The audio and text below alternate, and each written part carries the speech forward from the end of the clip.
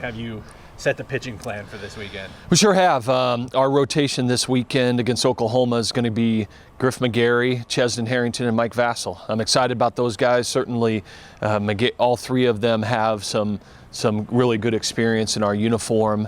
McGarry and Vassell kind of got a little bit seasoned last year and had some great opportunities. Certainly Chesden's been around here for a while and pitched our best baseball down the stretch last year, so I'm excited to see those guys. And one of the big keys for us this year to this team, and always is consistent starting pitching.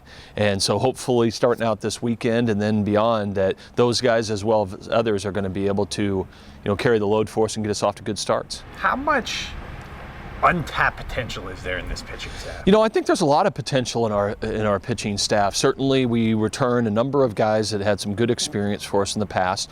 They got to get better. Their numbers need to improve, and their performance needs to get better from the past. But now they have some experience under their belt, which is obviously really, really helpful and beneficial to them. And then, I think we got a good injection of really young, high-end talent.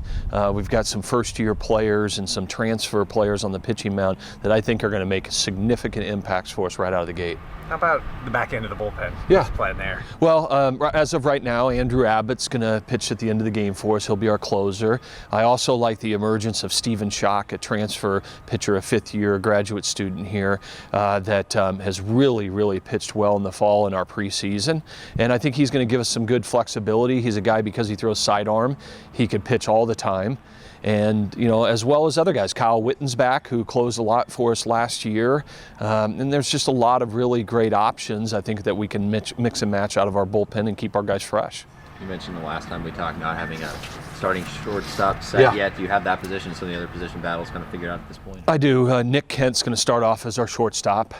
He came here as a shortstop, certainly moved over second base last year as a freshman, and he's played shortstop this summer, and he's done a nice job in the preseason. And so, he's going to be our starter there on opening day. And I think that we have some other candidates that can fill in if seeing how that goes. But I've got a ton of confidence in him that he can do the job at a major college program as a shortstop, and he's been doing the job in the preseason.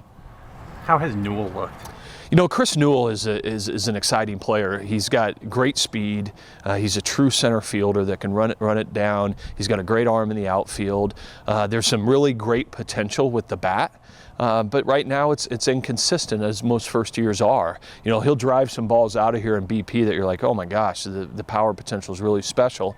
It's just a matter of developing some consistency, but he's going to have that opportunity to learn and grow in our uniform right away. So he'll be in center on Friday? Yeah, he'll be the starting center fielder on Friday. The opening series with Oklahoma, what are you seeing from the Sooners? What do you sort of know about what they do?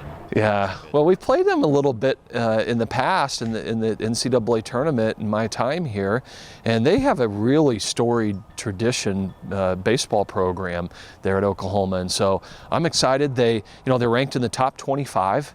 They're talking about that maybe they have one of their better clubs they've had in years. And so they return their starting pitching, their closer, and their entire lineup. So they have a tremendous amount of experience coming into the weekend, and it's going to be a great opportunity for both clubs.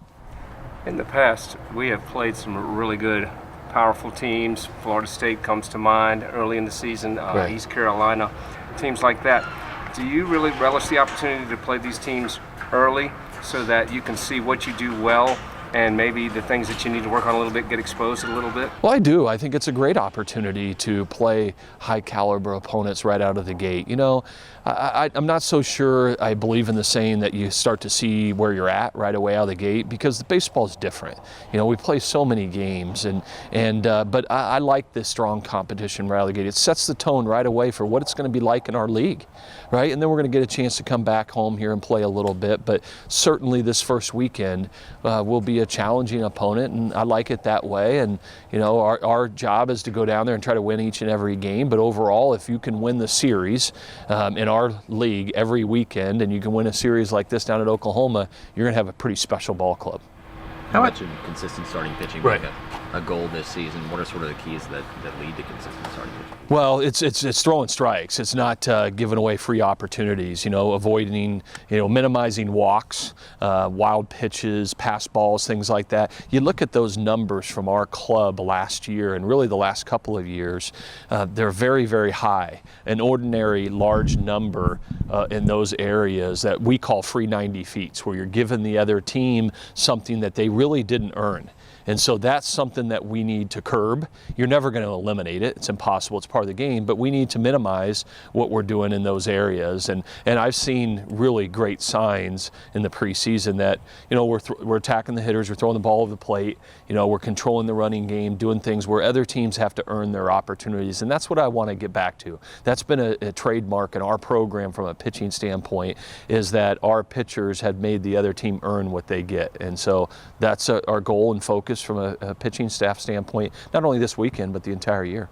I know as the season went on last year, you were excited about the way Ortiz kind of emerged in the bullpen. Yeah. What, not just as a pitcher, but as a two-way guy, what kind of an asset's he going to be? Well, I tell you, I think it's going to be kind of a wait-and-see approach with Devin Ortiz. He's going to be in our starting lineup on Friday, and he's going to contribute in our lineup, I believe, quite a bit. He had probably our most productive fall of anybody offensively, so I'm excited to see him to get in there and compete every day. He's going to primarily play first base, maybe a little bit of second base, maybe a little bit of DH, which makes it more difficult for him to get time on the mound. Last year when he pitched so much for us down the stretch, he wasn't playing as a position player. So we'll kind of see how that has to manage. We'll be looking at him at some point to try to pitch him a couple innings out of the bullpen somewhere.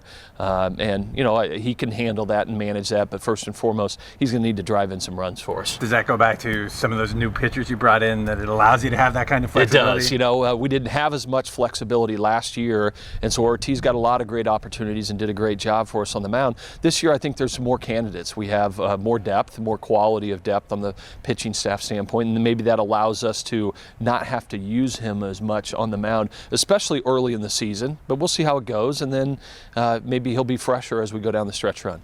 And how did this game with Oklahoma in Florida kind of get set up? Well, thanks for asking that question. It's, we started 3 or 4 years ago reaching out to minor league ball clubs to see if they would like to host us for either a weekend series or a tournament. And Pensacola was one of the places that jumped right on it and welcomed us. And so we're actually the host team down there. We're going to be the home team all 3 games against Oklahoma. And the stadium there in Pensacola is going to host both teams. And so they're excited about it. The community down there is excited about having great college baseball in the opening weekend of the college baseball season.